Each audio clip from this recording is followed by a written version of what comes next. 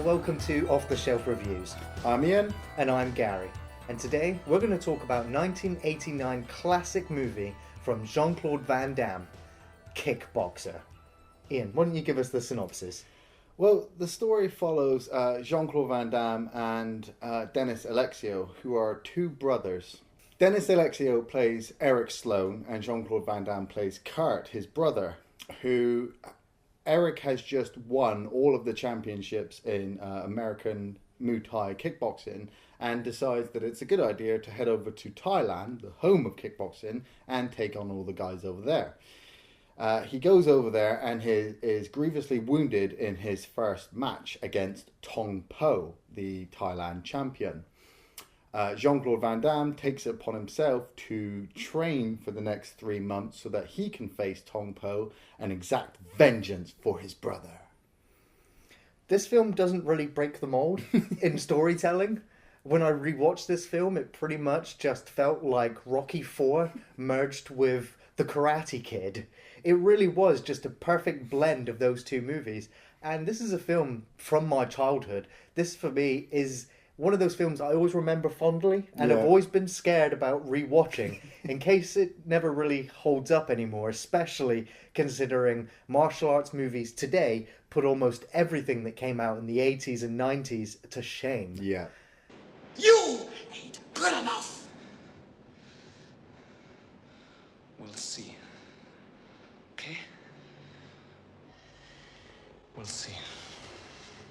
For me, this film still has what it had when I watched it in my childhood. Rewatching it now on a DVD instead of a rundown VHS tape, I got to enjoy all of the cheesy acting once more. The most striking thing that catches me when I watch this film is just the first few minutes are set in perceived America. Yeah. Because the rest of the film then has an opening montage during the credits where it just shows the beautiful, fantastic, picturesque Thailand. Yeah. It is a sort of cheesy music that's playing over this, and we're watching them walking around in sort of 80s denim clothing, buying flowers whilst they're going down the canals. But it sets up the location that they're going to, because for me, this was my first introduction to Thailand. Yeah. I'd never even known such an exotic and beautiful place existed. And so for me, that was just a great introduction. And then obviously we get to the changing room where Kurt is preparing his brother Eric for this fight. Yeah. And he's sent off to go and get some ice. And that's where we get introduced to the film's villain. And straight away, you're thinking that this guy is fucking inhuman. He's kicking the concrete pillars that's holding that building together. And you can see the foundation shaking. And you're like, there's no way on earth anyone could actually do that. But if there was, you don't want him kicking you.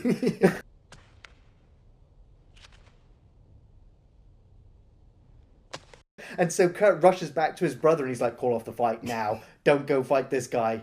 Ding ding, bell goes, off they go to fight.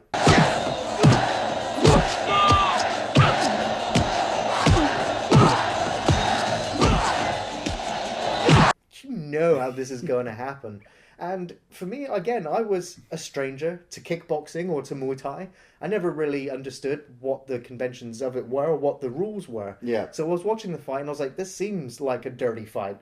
And of course, Tong Po, he's in with his elbows, he's in with his knees. And of course, when he paralyzes Eric with the blow to the back, all of these are illegal moves. But I didn't know this. But at the same time, it just set up the movie fantastically well. Of course, Kurt, he's looking distraught. His brother gets wheeled out and left on the curb on a stretcher. There's no ambulance. It just sets up the movie very well. I want Tong Po. I want to fight him. You? Yes. ไอ้นี่มันจะมาชกไอ้นี่ดูมันสติจะเสียแล้วมั้ง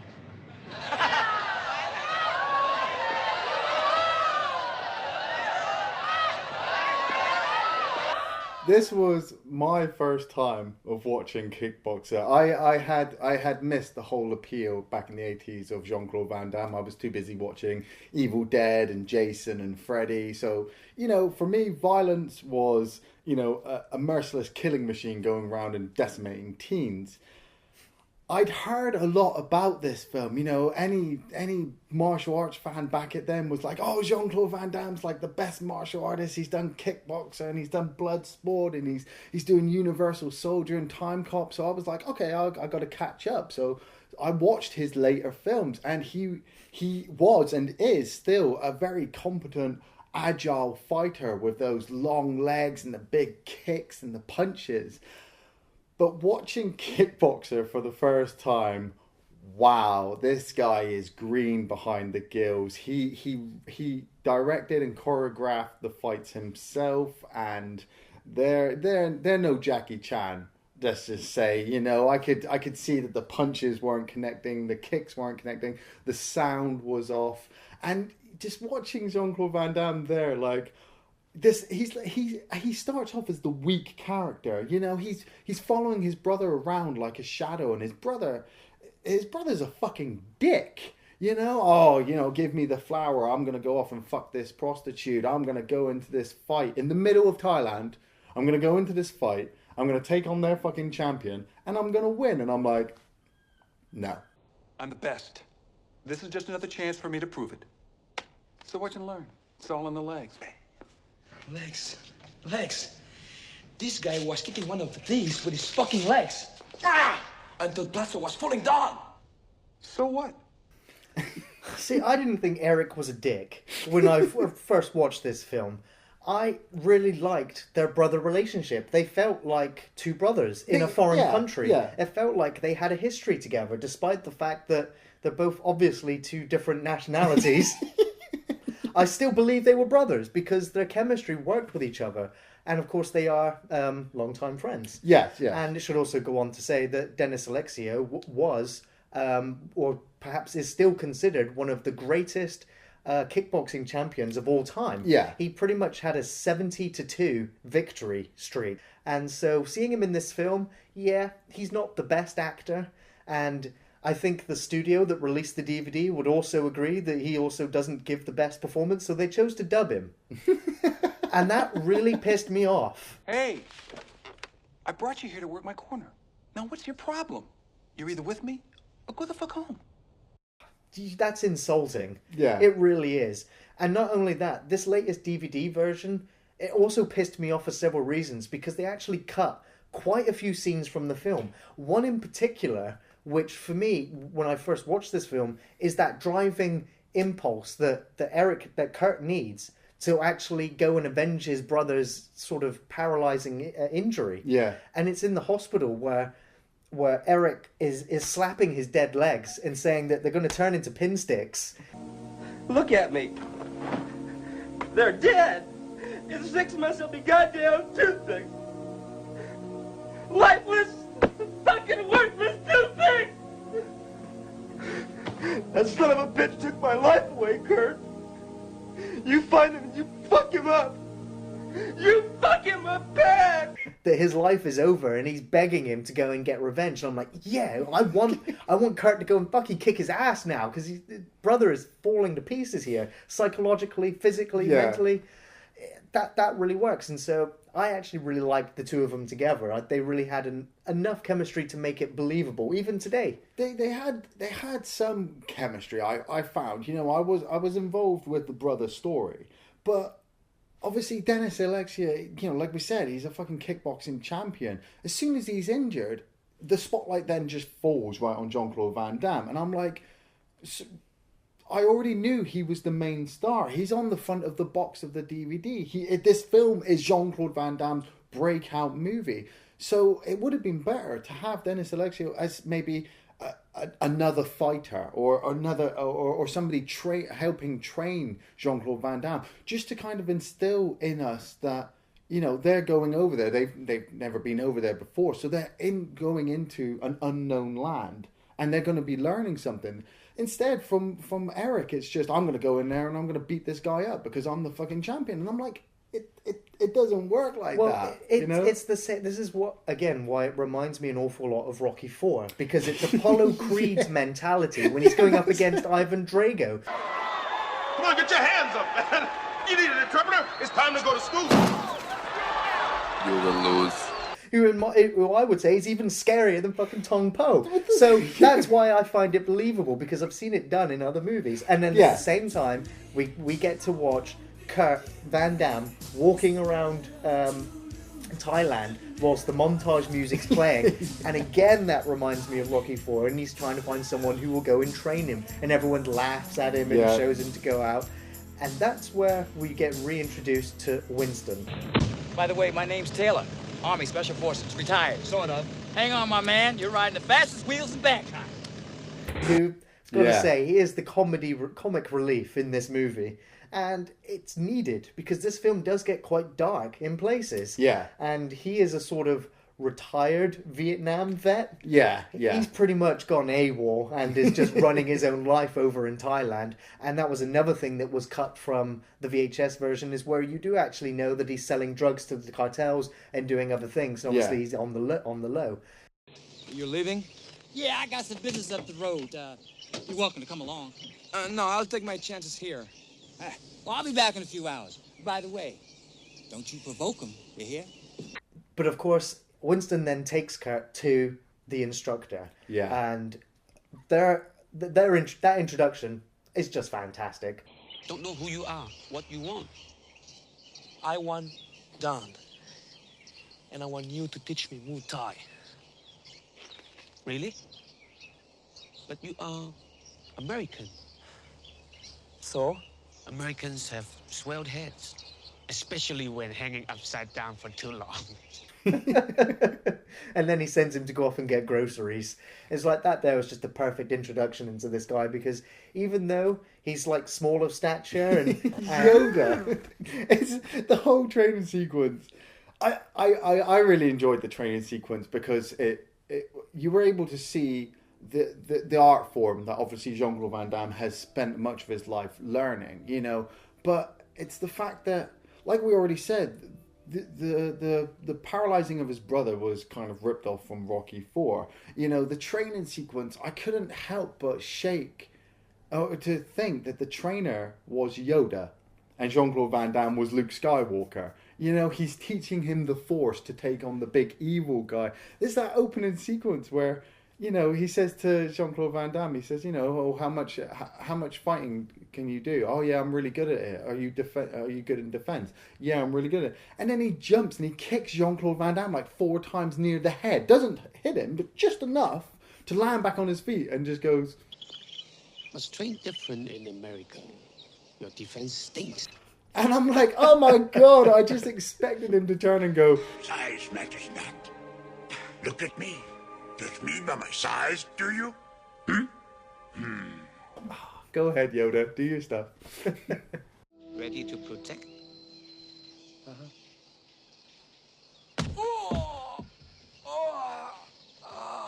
Guess not. The crux of the film, though, for me, is literally this whole training sequence. It goes on for about half an hour of the film. Yeah. And the only rival I can ever see from this training sequence is, again, from Rocky 4.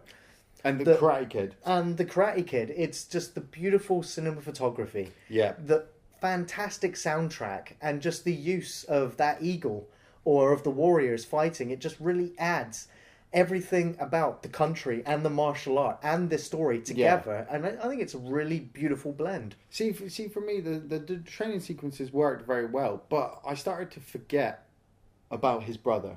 You know, I was getting more and more into Eric's character, because you do see him sort of change from that arrogant American pighead to actually becoming more in line with the Zen. Yeah. He's starting to realize that, you know, he in Thailand they train differently. They train a lot harder. It's a lot more taxing on their bodies, and you have to have a balanced mind along with a balanced body to be able to do what they do over there.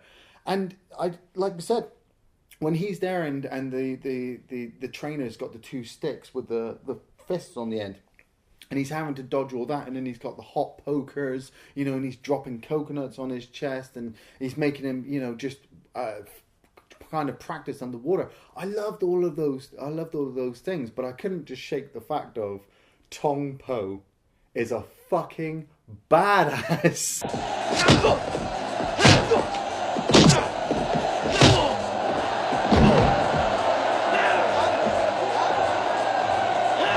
You know, like we said, from that first sequence where you see him kicking the pillars, he just oozes villain in this film. I even though he is being controlled by Freddie Lee, the mafia boss, Tong Po could fucking destroy him without even breaking a sweat, you know? And so I was just like, come on, you know, I know you're going to train and you're going to get to a point where you've reached your potential and then you're going to enter into the fight. But I just want to see Tong Po kick your fucking head in.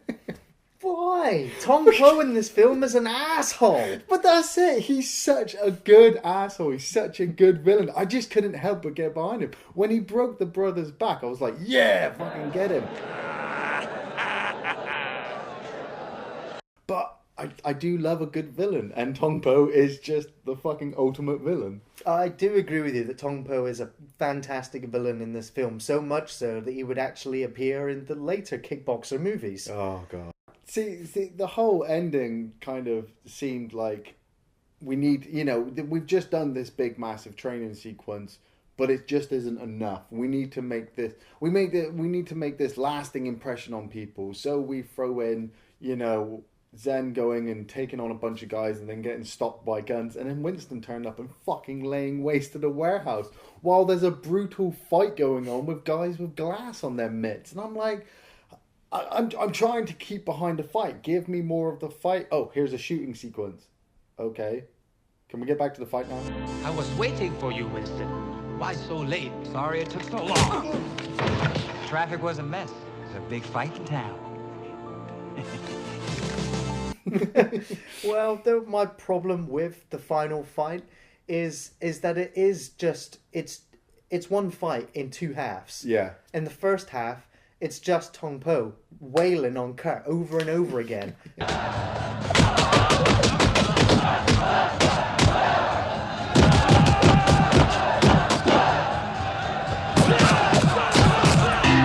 Because Kurt doesn't really want to fight back because he wants his brother to live. Yeah.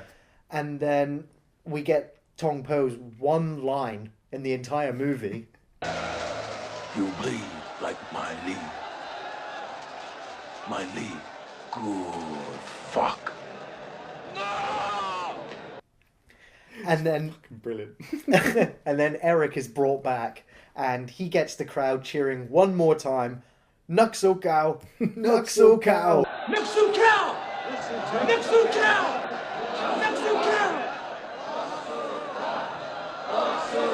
And then the fight is again very one-sided.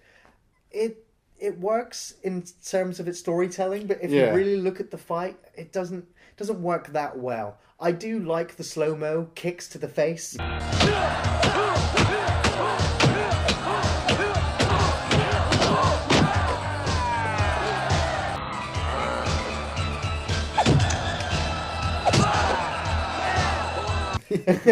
They always look, you know, they still make me go, ooh, quite nasty. Yeah. But it's all falls apart in the fight, but it doesn't really matter because you just want Tong Po to get his fucking head kicked in. No. Yes. No. You want to turn it off. When Tong Po first knocks down Jean-Claude Van Damme and the crowd are cheering, turn it off there. The film's done.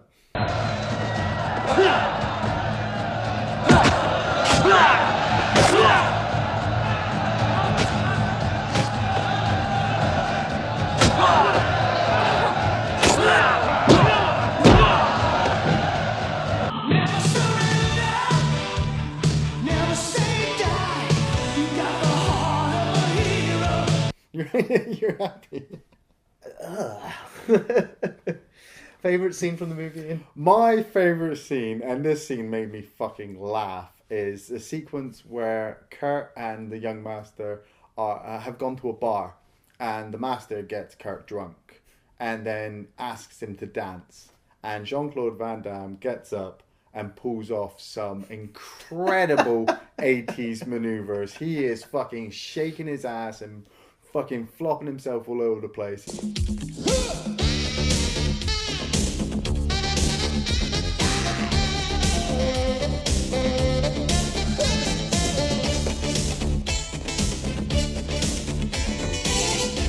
And then the master kind of secretly goes round and tells all of the guys in the room that, you know, they're all a bunch of pussies. So they all go to fight Kurt and he beats the shit out of them.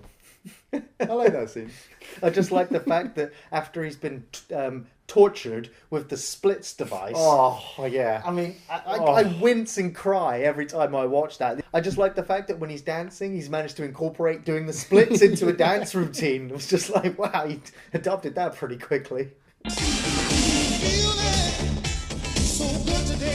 I kind of creased just a little bit just before that scene was happening because I'd forgotten it, and then rewatching it I knew it was coming and I was like, I have no idea if this is going to hold up. But when that scene was playing out, I was like, you know what, fuck it. Van Damme is having a good time making this scene, making this movie, and I really feel for Kurt as well. So it was his chance to cut loose after all of that vigorous training.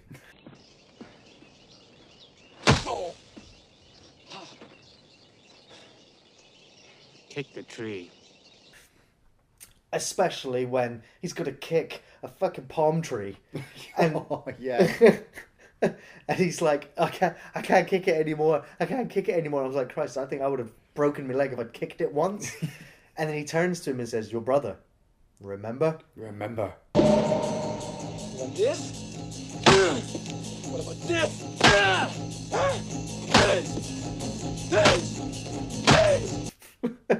I think that's going to be the most memorable sequence from the training exercise.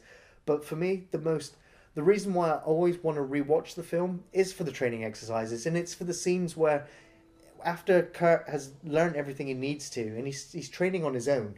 Yeah. He just goes up there and he's wearing sort of a karate gi, and he's just listening to the ambient noise of the history of the place. Yeah. Matched with beautiful cinematography, the lighting, it just really works. It sells me on this character, and for me, that there is pretty much the most iconic and most my favorite Van Damme moment from any movie is just when you see him training there in that light, just cemented in my head forever. Yeah. I totally recommend Kickboxer only to Jean-Claude Van Damme fans.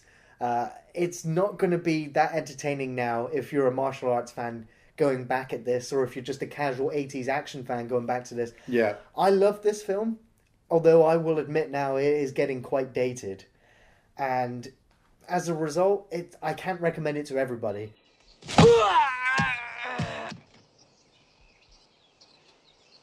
I'm okay.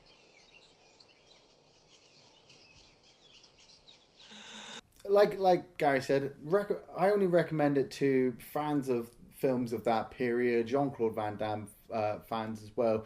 The fight sequences don't hold up to some of the stuff we've seen from Jackie Chan, Jet Li, Sammo Hung, Donnie Yen, even the most recent movies like The Raid. You know, people sit there and go, wow, you know, The Raid is so brutal. It is, but without the backing of films like Kickboxer to pave the way for martial arts films to be brought out into the mainstream, you know, we're lucky. We're lucky that this film does start the career for Muay Thai martial arts movies like that, and also starts the career for Jean-Claude Van Damme.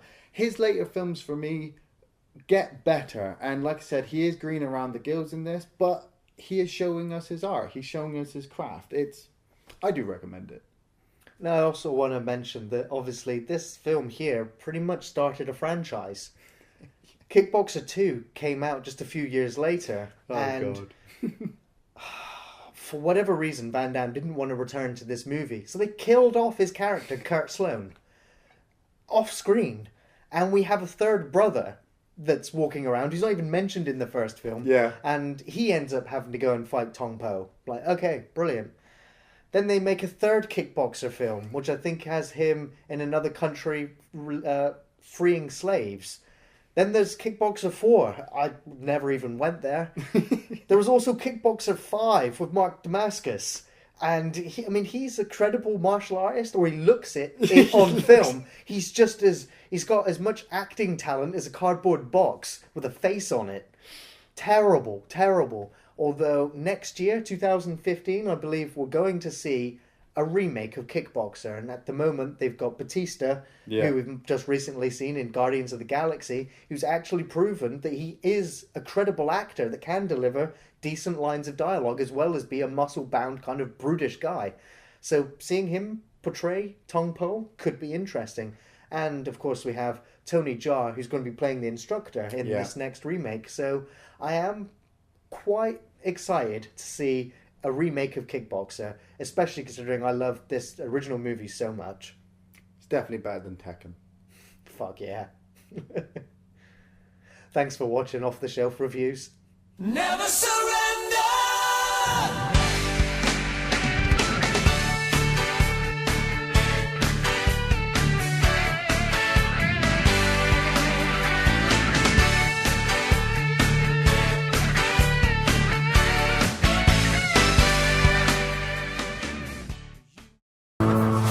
Take my breath away.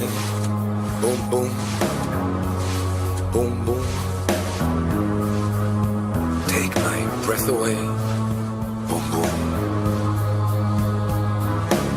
I'm trying to recreate the ice cold refreshment of a Coors Light. It's not happening.